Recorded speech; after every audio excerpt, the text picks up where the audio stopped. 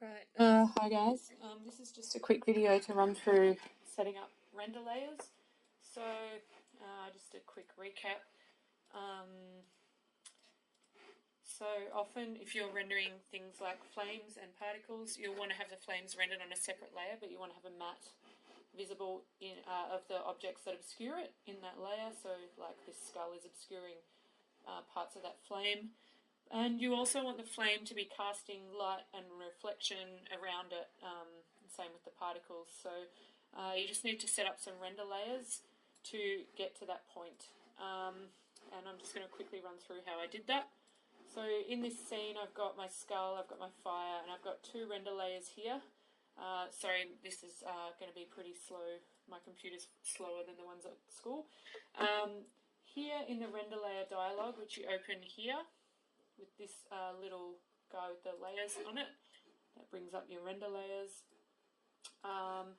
You have the options of adding layers. Whichever eyeball is selected is the active layer, so you can have your master layer, which is whatever you're doing in the scene usually, and then you can have multiple other layers. So just a quick look at this is just rendering the flames, and if I switch to this layer down here, it's going to render the skull instead. So I'm just going to quickly delete those layers and show you how I set them up. So I'm just right clicking and deleting. Now I've just got my master layer. So if I rendered that, I think at the moment the skull, the flames are invisible, so I'm just going to make them visible in the scene. To do that, I'm going to go to their Arnold node and just make sure primary visibility is turned on. So a quick test of that will give me the skull and the flames. So yeah, obviously I want to separate these guys out into the two separate render layers.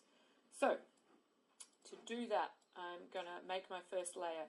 This will be the skull layer, so I'll just call it, I guess, underscore skull layer. And as I said in class, I need to, if I actually switch to that layer, you're going to see that there's nothing to render, and that's because I haven't added anything to the layer yet. So I can add the skull and the flames together, but I actually want to add them separately because in this layer I want to add an override to actually make the flames invisible to camera. So in order to do that, I need to create two separate selections, one with the skull objects and one with the fluid. So the first collection, I'm just right clicking and choosing create collection, and this collection I'm going to call underscore skull visible. I'm calling it skull visible because in the other render layer I'm going to have a collection called skull invisible. And I'll also create a collection called underscore flames invisible, same reason. So then I'm going to select my two skull objects, the skull and the jaw. If you look, yeah, you can't actually see anything because they're not visible in this layer yet. I'm going to select this collection, the skull collection, and I'm going to choose add to selection. So now a quick test render of that. Oops, sorry, it's my render settings. Test render of that is just going to show me the skull. It should show me the skull. There we go. But you can see I'm not getting that orange glow from the flames. And so I need to add into this other collection those flames. So I'm going to grab that guy, I'm going to grab the fluid, and I'm going to say add to selection. And then obviously if I rendered that, it's going to, oh, sorry, I have to restart the IPR each time. It's going to render the flames. So now I need to add an override to this layer, to this collection here to actually make the flames invisible to camera.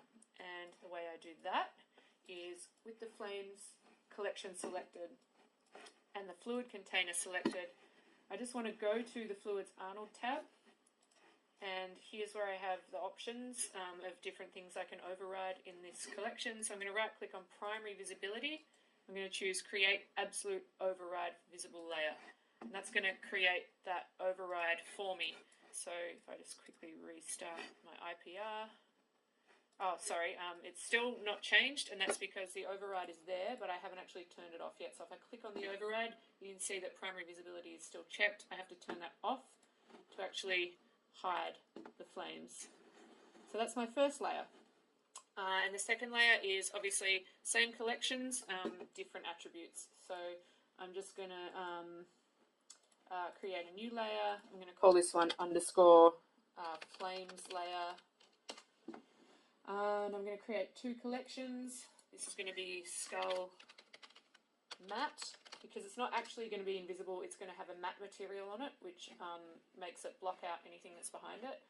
I'm going to create one more collection and call it flames visible. And once again, I'm just going to add those objects. So you can see that all this stuff is still here because I've actually got this skull layer still activated. So I'm going to switch to my new flames layer. I'm going to grab the flames container and add the fluid to it. And then, so you can see my flames. So obviously if I render this now, it's going to look weird because the skull object is not in there obscuring things. So I wouldn't be able to drop this over my skull layer and actually it would look weird if I did that.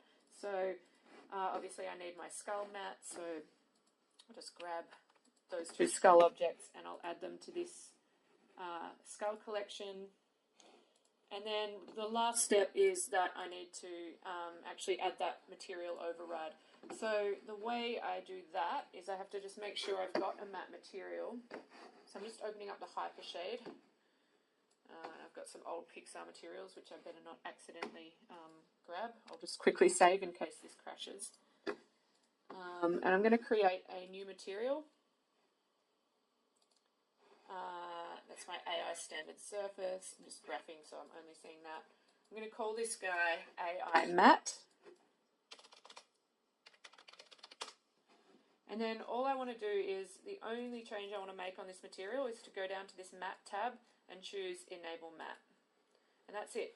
So my material is now there. It's just waiting to be plugged into my layers. And so it's the skull collection that I want to add that material to. So in order to do that, I'm just going to right click on that collection. I'm going to choose create material override.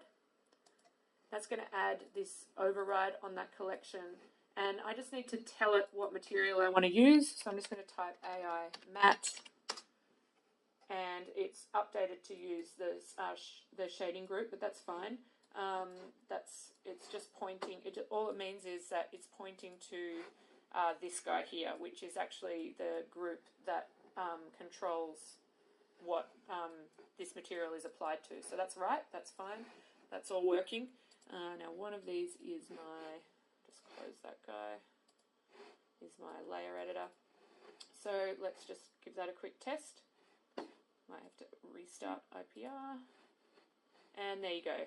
So that gives me my two render layers to actually render out separately. And I'll just quickly open After Effects and show you what you can do there. Okay, so here I am in After Effects. I'm just going to quickly make a new project. So I'm just going to make sure my frame rate is set at 25 frames a second. Okay, and now I'm just going to import those two sequences. So I've got my blur, my flames, and my skull. So I'll just drag those guys in. Oh, sorry, I think I'm in the effects window. I'm not great with After Effects, so forgive me if I stuff things up. So I'll import a file. I'm going to go to my project, and I'll bring in the skull first. Make sure it's a sequence, import it. Okay, so that's my skull sequence, and it's made a composition out of it. And then I'm just going to import, I'll just rename this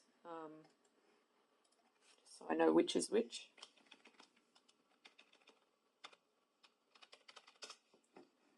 Not that that really helps much. There we go. Okay, importing my flames now. Don't need two compositions, so I'm just going to delete that second one. I'll rename this one Flames. Okay, so in this composition, here I've got my skull layers. I'm just going to drag my flames in on top. Now, the beauty of the way that we set this up is that, oops, release caps lock, is that when we drop those flames on top, they just line up perfectly because we've used that mat to cut away any part of the flames that are hidden inside the skull. So there we go. So now I can just chuck I can go to effects and go like stylize and add a glow. Obviously that's too strong, so I'd play with that. Maybe bring the threshold up a bit high, or maybe bring the radius up. Bring the intensity down a bit until I get something I'm kind of happy with. Yeah, and so the beauty of that is that the glow only affects the flames layer, and that's because we rendered those two separate flames. So yeah, I can do any color correct or whatever I want just on the flames or just on the skull. Like if I wanted to maybe mess with the colors on the skull, I could go effect, color correction, something like maybe, I don't know, I always love color balance. You know, maybe in the highlights, maybe I want the highlights to be a bit like hotter or maybe a bit cooler. Maybe I want the shadows to be sort of bluer and the midtones to be kind of purpley, so I could bring that red up or bring the green down, you know, whatever. So yeah, I can color correct the flames separately. So yeah, that's the beauty of having those separate layers. And that's it. Cool.